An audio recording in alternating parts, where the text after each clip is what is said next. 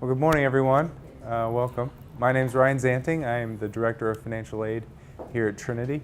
Thanks for coming out this weekend. We always enjoy having everybody on campus and trying to answer all the questions at once. So if there's one thing you leave this session with a takeaway, it's that the Financial Aid Office here at Trinity, we are available and we are accessible and we're eager to help. So I'm getting my master's right now at another college, and they have a financial aid window, and you kind of go up to the window, and I'm tall, so I have to no, I mean, you have a financial aid representative personally assigned to you, so you know who to go to, but we all work together, so you don't have to only go to them.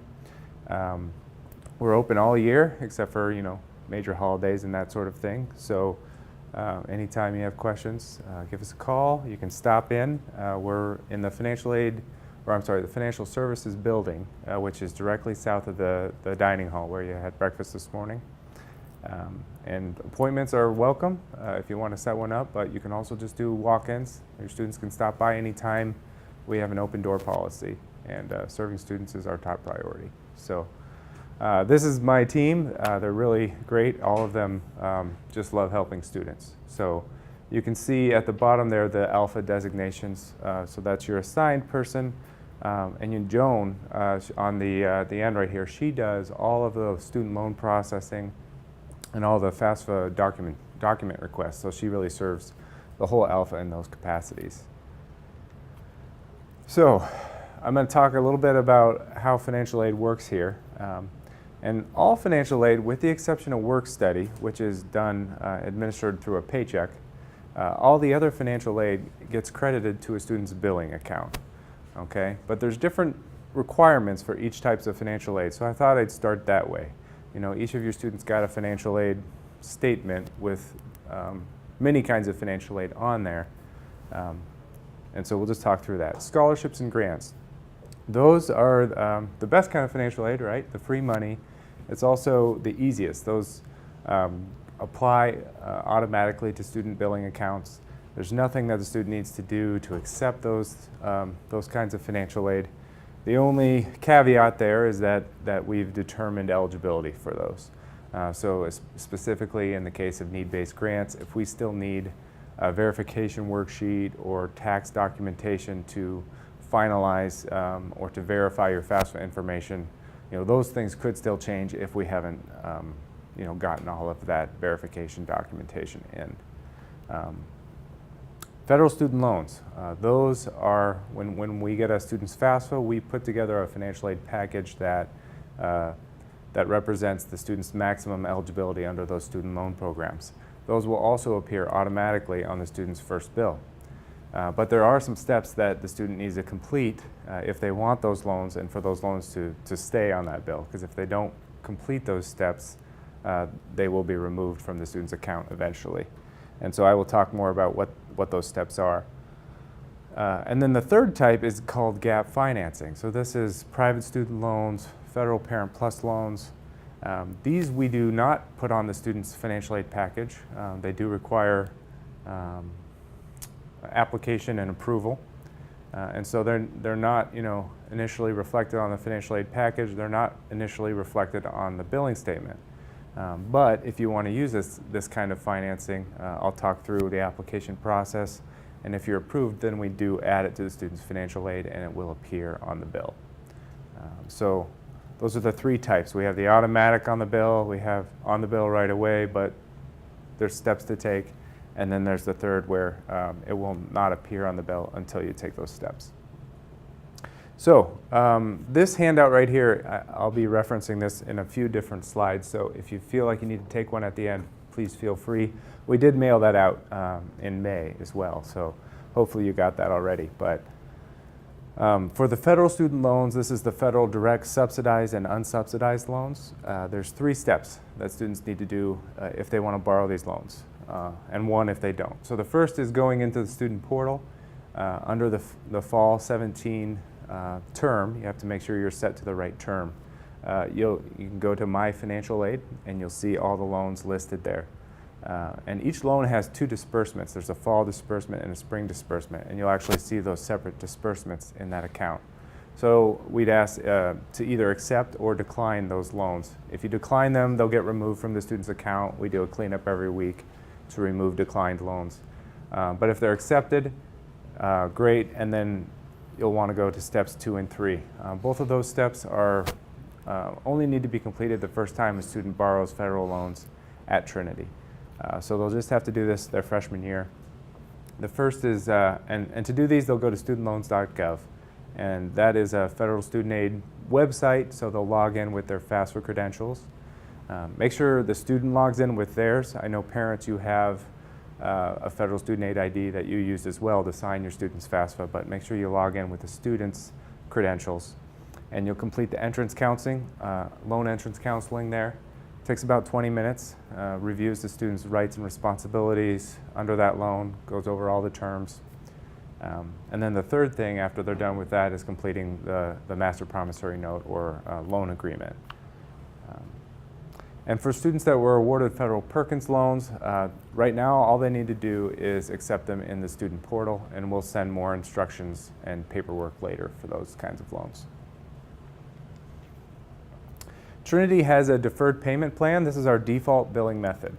Okay, so when you get that initial billing statement, it's going to give you, all the charges for the semester, all of the financial aid, and then you have your bottom line amount, due for the semester. You'll notice there's a $40 deferred payment fee already on those charges on that bill. What that plan allows you to do is make 4 equal payments throughout the semester of that amount due. If you say, no, I want to pay the whole thing up front, then you deduct that $40 fee. So send in that bottom line less $40, and they'll remove the fee, and then you'll have a zero balance for the semester. And there will be detailed instructions that come with the first bill, so don't have to worry about it too much. But that's just a general overview of how that billing method works. Now, if you say, I can't do that in 4 payments throughout the year, what are my options? We have what we call gap financing. And so there's 2 main types of gap financing. The first are private student loans.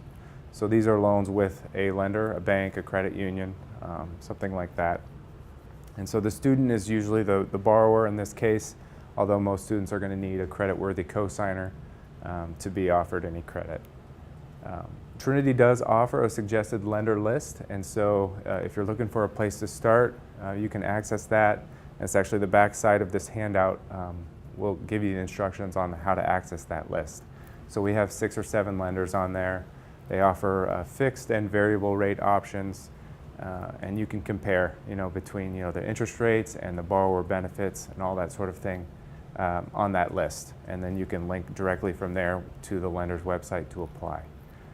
If you have another lender in mind that you want to work with, that's great. We work with all lenders, and there's really no penalty for not working with one of the ones on our list. This list is only a resource. So we choose who gets on our list just by the competitiveness of their terms and how they've served our students in the past. So usually with private loans, there's no deferred or there are deferred payment options. All the ones on our list have that, so that no payments are required while students are in school. Of course, if students want to start repaying their loans early, that's completely okay and encouraged, actually. No origination fees with private loans either. The second option, Federal Parent Plus loans, very different. So this is not actually a student loan at all. It's a parent loan. The parent is the borrower of this loan. There's a credit check, though it's not as comprehensive as the credit checks for the private lending. Basically, they're looking for any defaults or foreclosures or major marks against your credit in the last 7 years. Outside of that, generally you're approved. They don't even look at income or current debt or any of that. So much easier to be approved for with this loan. But the terms don't really reward good credit. So for this upcoming year, there's going to be a 7% fixed interest rate on this loan. Anyone that borrows this loan gets that rate.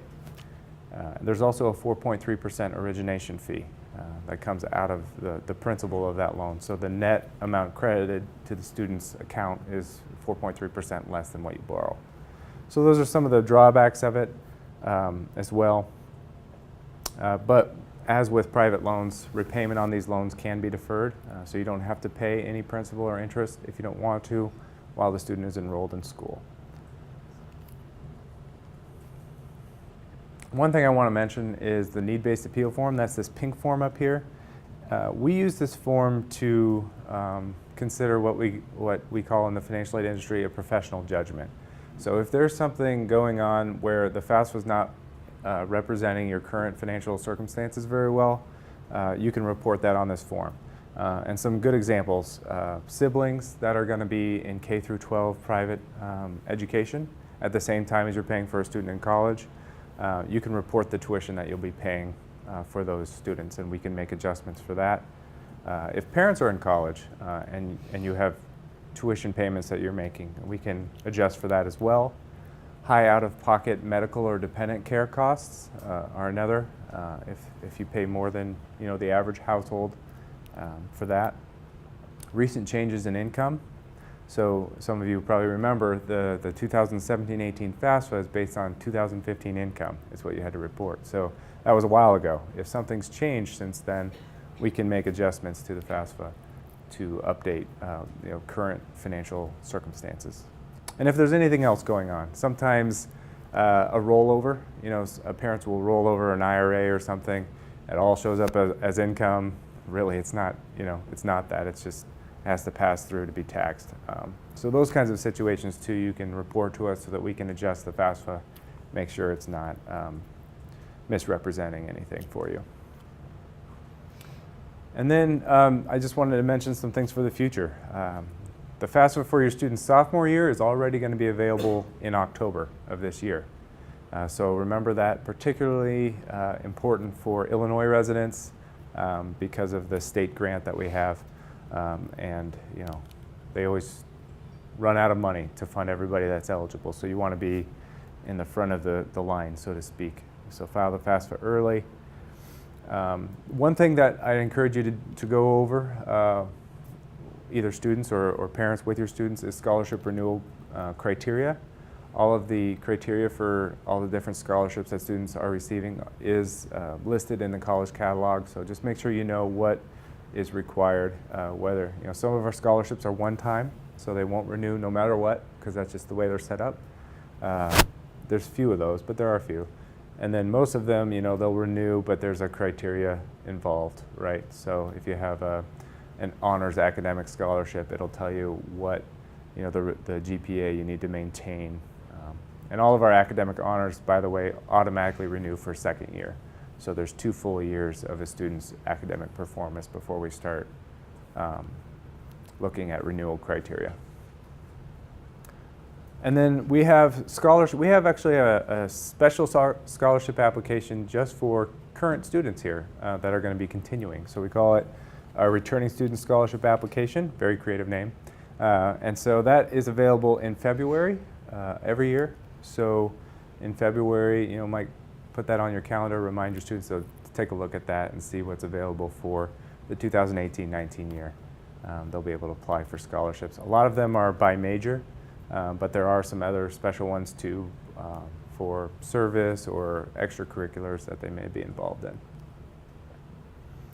And finally, if you need help, let us know. Like I said, we are really eager to help. I wanted to leave plenty of time for questions, so does anybody have anything on their minds?